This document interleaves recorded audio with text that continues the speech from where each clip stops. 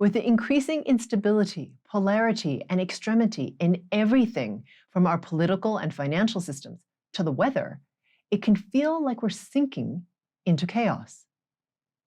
But did you know that you can actually transmute chaos into alignment and harmony? And do it in a way that gives you tremendous spiritual acceleration, not to mention a way better experience of life? Today, we're talking about how to do this, how to not just cope with what's going on around us and hold all the chaos at bay, but to actually have the ability to shift that chaos into harmony, spiritual momentum, and a massive rise in resonance or vibrational level. And after the discussion, we get to the most important part. The group frequency calibration associated with this episode is where the frequency work happens and where change actually occurs. So be sure to listen to that. Without releasing distortion patterns targeted by the GFC, the change you want will be more difficult to attain because you haven't addressed the root of the issue. If you like this episode, please help us by hitting the like button. And if you want to make sure you don't miss our regular new content, click the subscribe button too. My name is Karen Cheong, and today in Mastering Your World Through Frequencies, we're discussing transmuting chaos into alignment, the power of spiritual alchemy.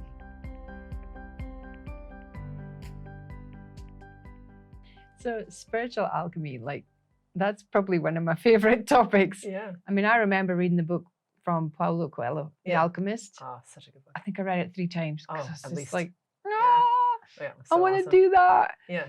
And obviously there was different levels of what alchemy is. You know, Yeah. you've got the very literal, lead to gold, you've got the emotional. Now you're talking about spiritual alchemy. Yeah. Okay, what the heck does that mean? Cool. So I am not an alchemist in the traditional sense, but from what I know about alchemy, it's a purification process where you change one substance into another by releasing or removing the impurities, and then you get to something clear like gold. Okay. Right. So that, I believe, is what alchemy is, and they do it through burning, the process of burning off things. Okay? Right. So spiritual alchemy is the process of transmuting chaos, which is all around us all the time and can be really overwhelming, into a flow that is in alignment and harmony with yourself. Okay, just stop there. Okay. All right, let's just keep this broken down. Okay. Chaos is always there. Yes. And you're saying spiritual alchemy is that we move into harmony with that? Yes, it's the process of you being able to transmute chaos into a flow that is harmonious with you. So that's really why we want to focus in on this. Yes. Right? Yeah. Because, I mean, otherwise we're just going to keep battling chaos. Yes, that's right. And so what happens is, to your point, humans hate chaos, right? Like, we like order, we like structure, we like to feel that we have control over things, that we have certainty, that we can foresee certain things. Like, everything in our bodies, for we don't like chaos. It can be very overwhelming, because if you start to feel chaos, you start to feel how much of it there is, and how out of control you are, and that you can be easily overwhelmed by it. Right. Yeah. Okay, so you're saying with the spiritual alchemy that you're talking about, you now know how to teach us how to move into flow with that chaos? Yes. And so there's actually 3 stages. Okay. So before people was like, well, how are you going to do that? It's actually a huge leap.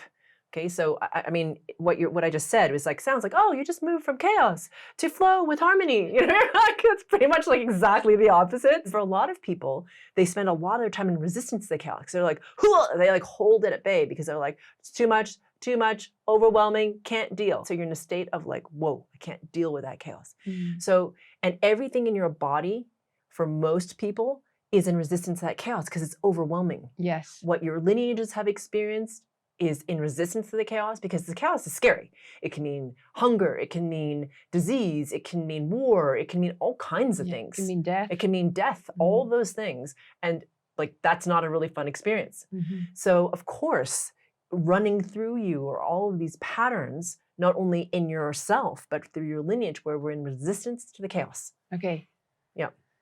We're in resistance to the chaos. Yes. Okay, so how do you teach us to shift from that? Because I'm not even sure a lot of us understand that that's what we are Yes. in as well. We're in Yes. resistance to this chaos. Yes. I mean, do we even recognize the chaos? A lot of people don't. And that's why a lot of people have fear that they can't even articulate, right? So they're freaked out about what might happen, you know, and it's not just for themselves. They can be freaked out about like what happens to my sister, my mother, my dog, my kids, my husband, my parents, my whatever, right? And they're like, oh my God, we ought to make sure everything is okay. Everything's got to be okay, right? And so that's a tell that you're in resistance to the chaos. Because a lot of people are like, I don't even know what that means to be in resistance to the chaos. But if you have that kind of fear where you're afraid of things not being okay and that you have to try and control things to make sure that everything's going to work out somehow or people will be happy, that's an indication that you're in resistance to chaos. So needing to know the answers to everything, is that part of it as well? Yes, exactly. Because a lot of people have trouble with surrender. And you and I have talked about this before where, you know, it's funny in our culture, surrender is often associated with victimhood or being like defenseless, right? Or in a state of weakness. But when we talk about surrender, you and I, or at least at Spherical Luminosity, we talk about surrender from strength, where you know your own strength enough or that you can surrender to pure source alone, because you're like, I am strong enough to transcend whatever comes my way. Yes. That is surrender from strength. But for a lot of people, they can't go into surrender from strength because they are so freaked out, like we just talked about, right? They are so in like, oh my God, I need to know all the answers before I move forward. Because it's like, if you can't have thought of every single variable before you move forward, then some disastrous thing might happen. My dad was a lot like that. He used to be like, I'm always thinking about the worst case scenario. Like he would always think about the worst case scenario and what would happen. And wonder why it happens. Yeah, exactly. Because he was focused on it. Yes, he would either create the worst case scenario or he would sometimes go into paralysis where he just would not do anything because he'd be like so freaked out by like the incredibly huge number of crap like possibilities that could go wrong, of which there are always a lot. He would just not be able to move forward. Yeah. So, yeah. So right. Okay. So coming back to what you're talking about with spiritual alchemy. Yeah. Your focus when you're working with this topic, I guess we'll call it. Yeah. It sounds more like it's a topic, it sounds more than just a topic. Yeah. All right. But your focus is, first stage is to maybe make people aware of the chaos. Is that right? Yeah. So it's to understand that you even are in resistance to chaos, because most people, like I said, like we've talked about, you know, we think of it just as fear or worry or stress or anxiousness. And everybody's doing it. So you think it's part of the process. I mean, we have systems set up for it. Your retirement, you know, your retirement money. Yeah, exactly. The whole process is set up for us to be constantly thinking about the future, worrying about it, how to prepare for it. Yeah, and have certainty. You know, it's like we got to have all of our ducks in a row. Even that expression, have your ducks in a row, right? So it's like you're managing everything so that everything is okay. And you're saying that part of this whole work is to, what I heard was, trust yourself that you're strong enough, you have the answers enough, and you're connected enough to pure source and flow that if you don't have the answer now, you'll have it when you need it. Exactly. So that's part of it. Okay. So you move from this whoa. So there's 3 stages to getting into spiritual alchemy. So first of all, in order to be able to quote unquote do spiritual alchemy, it requires that your vibration is high enough. Right. Okay. Frequency resonance is high enough because it's a higher level skill set. And why do I say that? Because like for most of us, we've learned to hold our space. You know, we've learned to like keep the space within our spirit body clear so that it's our resonance that's running within it and we're not being bombarded by other people's negativities or stresses or emotions. But chaos is infinite. It's so huge, you know? It can be exhausting to hold that chaos at bay. So we have finally gotten to the point in our frequency resonance where we can teach and I can help you get to the level where that chaos, not only do you release and recognize your resistance to it, which is like a huge deal, then you move into the space where you can release enough of your distortion and you can also amplify things so that you recognize that you are strong enough to be able to be in the center of the storm, so to speak, and that actually you create chaos all the time. Because of in our minds, we create all kinds of chaos. Just think about this, right? So you're having this really wonderful day. You know, you've worked out, you've meditated, you're having a lovely day, and all of a sudden your friend says something to you, and you're like, and then you just start to spiral because you think you've been attacked, or maybe your low self-worth is agitated, and all of a sudden you're like, oh my God, she said this thing. I can't believe she said that. Like, what does she mean by that? Blah, blah, blah, blah, blah, right? And then it could be that like 3 hours later, you see that friend again. You're like, hey, like, I kind of been bothering me what you said. And the friend says, oh, I didn't mean it that way at all. And you're like, oh. I So just you spent half the day creating all this chaos internally, emotionally, because of my perception. Yeah. Right. So we create a ton of chaos around us all the time. And, you know, it's funny, if you didn't have all these thoughts, emotions, and stuff from your mind, you wouldn't have chaos. Like, you mean like your mind creates a lot of chaos, is my point. Drama, that type of thing. Yeah. We would just be like floating along in this like serene bliss of neutrality, which is not the human experience at all, you know? It's funny as you're talking, like I can hear how creative the tool is, the mind is. Yes. But if left unattended, it can become a monster, Oh, right? absolutely. Yeah. And we really believe it too. Yeah. It's a really terrible thing.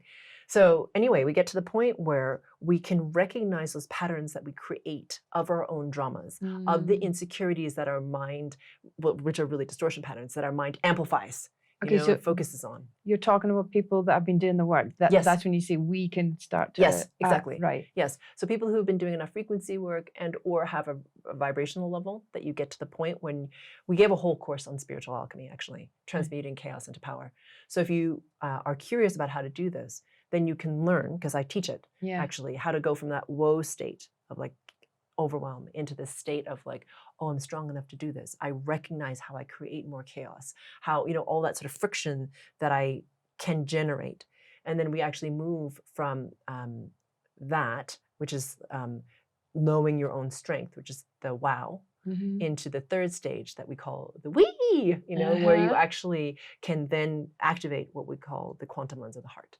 Well, okay, you can't keep talking after that one. Okay. The quantum lens of the heart. So like, I mean, it sounds ridiculous, but are you saying we have a lens in the heart, or is this just...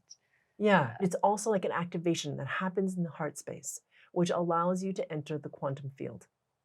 Okay, need a breath after that as well. Yes, for sure. First question, how do you know?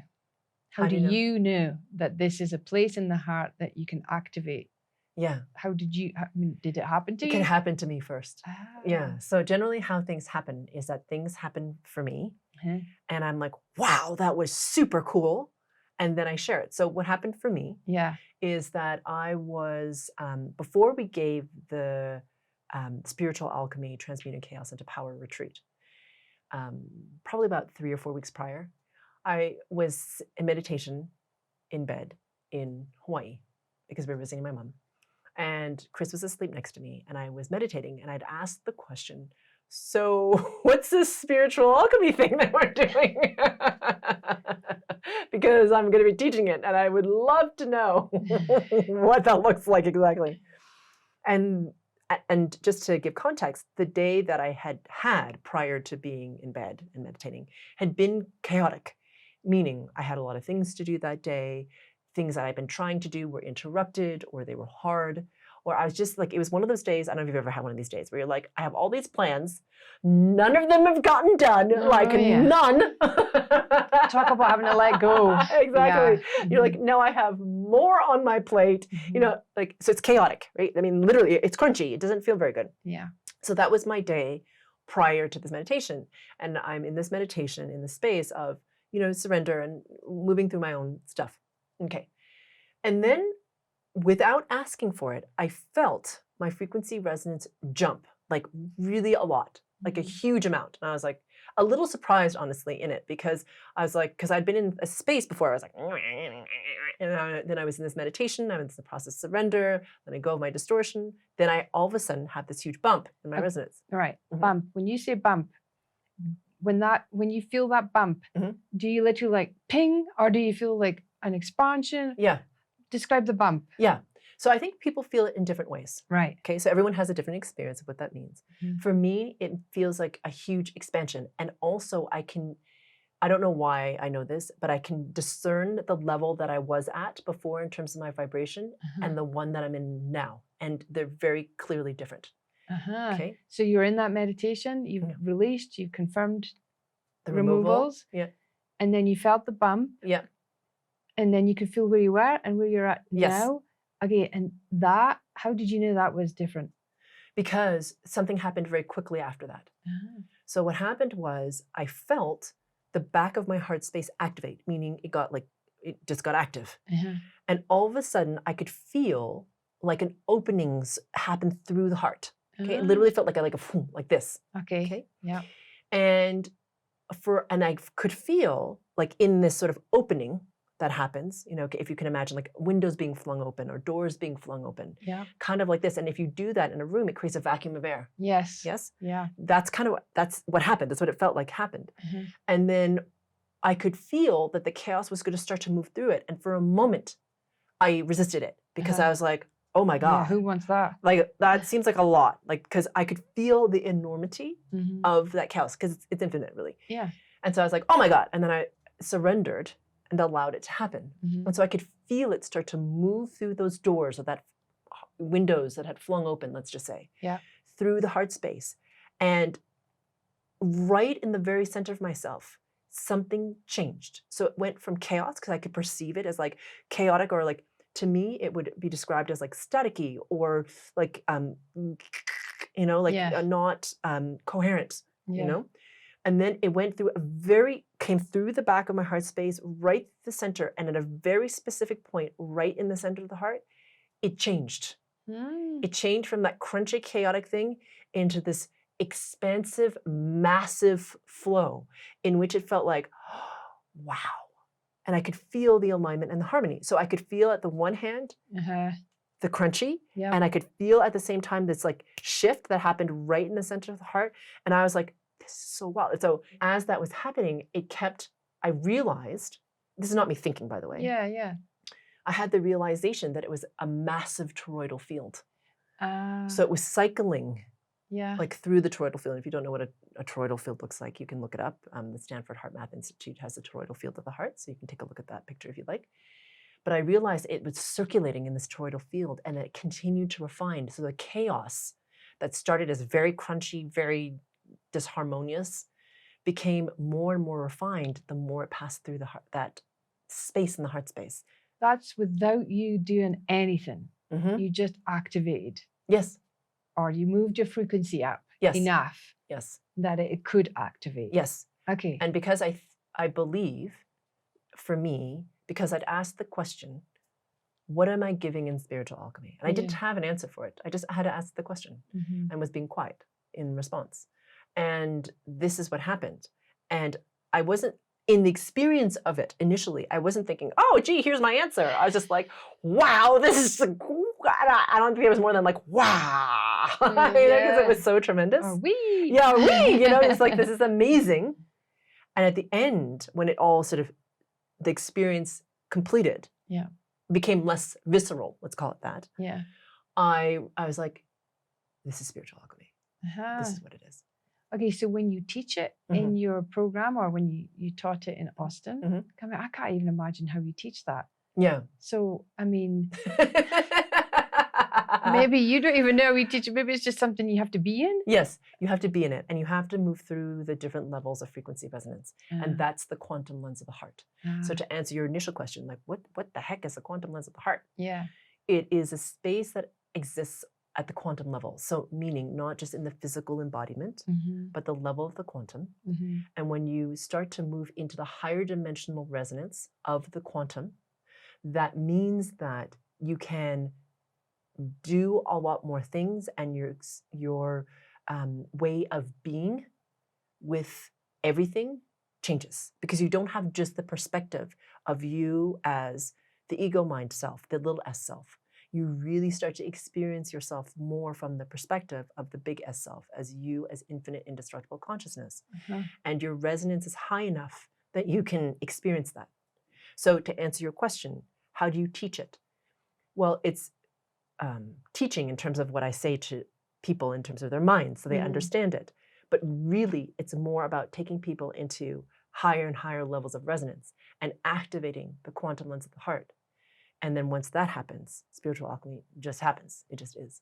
Okay, so that would lead me to the next question. So I'm imagining this quantum field. Yes. Shall we call it? Yes, let's call it that. It's always been there. Oh, always. And so is this a collective thing now that enough people have the resonance ready to be at that level of activation? Yeah. Is that part of the reason why it can be taught now? Yes, exactly. So we are at the level of consciousness that we can start to access it. And as you say, more and more people who are clearing their distortion in whatever modality they're doing it in means that more and more of us are resonating or vibrating in a high enough level order that we can start to activate the quantum, like activate or exist at the, or access the level of consciousness that is vibrating at the quantum level. So because more and more people are doing this, and we who are moving in frequency work are part of that cutting edge movement, once one does it, then others can as well. There's always this example that I've talked about before where it's like people didn't think that you could run a mile under 4 minutes. But then, lo and behold, Roger Bannister does. And then all of a sudden, so many people were able to run a mile under 4 minutes, and then it got faster and faster and faster and faster. And it just takes one person to break what people thought was impossible. And then all of a sudden, other humans can do the same thing. So once it happened with me, I'm not saying I'm the only one who's done it. No. But once it happens with me or anyone else, it seeds that possibility in the field. And it means that others can do the same. Yeah. And likely rise even higher, you see. So it's this wonderful thing that can happen with humans where we believe that something's impossible and then something's shown as possible. And all of a sudden, then everything shifts. Yeah, because I mean, I believe there was people at your Austin retreat for the Spiritual Alchemy weekend and they hadn't been doing that much. They'd done almost no frequency work. They were brought because their friend dragged them along. Wife, But these people, I knew they were experiencing what you were talking about. They were blown away by what they had been experiencing. So, I mean, in the beginning, we talked about, people that have been doing the work and the frequency and the frequency work and confirming the removals and, being aware, accountable, 0 point, all them things that are required, your 6 mastery core and momentum, 6 core essentials. But yet at the same time, Mr. So-and-so sitting next to his wife that's done all this work could be buoyed. Yes. Is that what happened? Exactly. So this is what happens when you join a mastermind. So when you join a mastermind, especially one that has that much momentum. So a mastermind, just to back up for those who don't know, a mastermind in the way that we're talking about it is when 2 or more people come together for a specific purpose. And in this particular case, because it's frequency work and people are coming together to become more aware of their connection to pure source, to release their distortion on a particular thing, to accelerate in whatever way it is that they're accelerating. It's your higher selves coming together to do this. So there's an incredible amount of momentum. And so what happened in Austin, which was amazing, is that we had a lot of people who are in the Limitless Potential Mastermind, which is our highest level mastermind that we offer. And these are people who are very committed to their own momentum, their own acceleration, their own awakening, their own ascension, whatever you want to call it, to being their best selves. And because they're doing it so intensively, they, as a group, have a tremendous amount of momentum, which people who are new can entrain to, meaning they can feel it and are moving towards that. And the wonderful thing is that the people in Limitless Potential Mastermind have all the people in the room who have the intention, the desire to also raise their vibration. And so this is something that we call synergetic ascension, where the first group buoys the collective. The collective then is like, we have this intention, we want to do this as well. And so they buoy the original people, those in Limitless Potential Mastermind, and it's this beautiful spiral upwards that I call synergetic ascension, where everyone is important. Everyone is helping everyone else to move up in their frequency resonance. And that is why you can get a massive jump in consciousness level or vibration, where you went from people who were like, who am I going to be seeing and why are we here this weekend? You know what I mean? Or nothing, to like, whoom, all of a sudden at the level that they're vibrating at the quantum level. And it's remarkable and it's amazing. And it's a tremendous opportunity right now to experience synergetic ascension, because not only is it happening in these groups, but we're being, as a collective, as humanity, buoyed by, this time where consciousness is rising and we're being helped by these very, very high waves of frequencies that are washing through the all that is. That is helping all beings who choose to move up in consciousness to do that right now. Right. So that was going to be my kind of last question. The whole point of this spiritual alchemy, why would I do it? Is because that we have a lot of chaos happening. Yes. We have our own chaos that we generate, and then we have this collective chaos. Yes. And then we have this other level of chaos. Yes. That is true or not true, that we still have to deal with. Yes. So spiritual alchemy is this offering to be able to take that chaos and transmute it into flow and clarity and alignment with you. And the wonderful thing is that you can do it, and you don't have to, it breaks that idea that you have to be in resistance to chaos, that you have to be worthy of the flow, that you have to seek something outside of you. You actually start to experience yourself at a higher order where you're like, this is happening for me. I'm actually starting to live an experience that is clearer and clearer. And people are noticing that. They're like, wow, my life. I mean, I'm not saying that people don't have bumps, okay? Like people have bumps. I mean, you're a human having a physical life. So of course you can have bumps. But your experience of your life, what you feel in it, what it looks like is really different from a lot of people who are experiencing only fear and scarcity and worry about the future. Yes. And like, am I going to be okay? It's like very different experience. So spiritual alchemy right now is a critical skill set that has never been available to us before because we haven't been at the vibrational level before to be able to access it. So now all of a sudden we can, and we can really use it to accelerate not only our own spiritual momentum, but our experience of our lives. Wow. That's a big one. So just one last question. Sure. I'm watching this video. You're going to do the GFC on what? I'm not sure yet. Maybe I just want to go straight to get the product, the Austin Spiritual Alchemy. Transmuting chaos into power. Into power. Am I going to get the same benefits? In the GFC following this? In that, if I want to go onto your website and get that. Yeah. Am I going to get the same? Yes, exactly. Because the replays are there to help pull you into the mastermind. So it's like you were experiencing it live. The thing you have to remember about replays and the thing you have to remember about frequency work is that the work that we're doing together happens at the level of the eternal now, which is the level that is everything on spirit level works at this level, meaning everything that it's not this consciousness level that we inhabit right now, where we have this illusion of linear time, everything happens all at once. In the eternal now, the ever-present unfolding eternal now. And so frequency work happens at that level. So when you listen to the replays, it's not like the frequencies are in the replays. It's just like it brings you into that moment in the eternal now when it was happening. That specific moment. Yeah, exactly. That specific point, let's call it. I'm not sure how to explain it, but that's what it is. And so you're experiencing it as if you were experiencing it live with the mastermind. Okay, cool. Thank you. Well, thank you.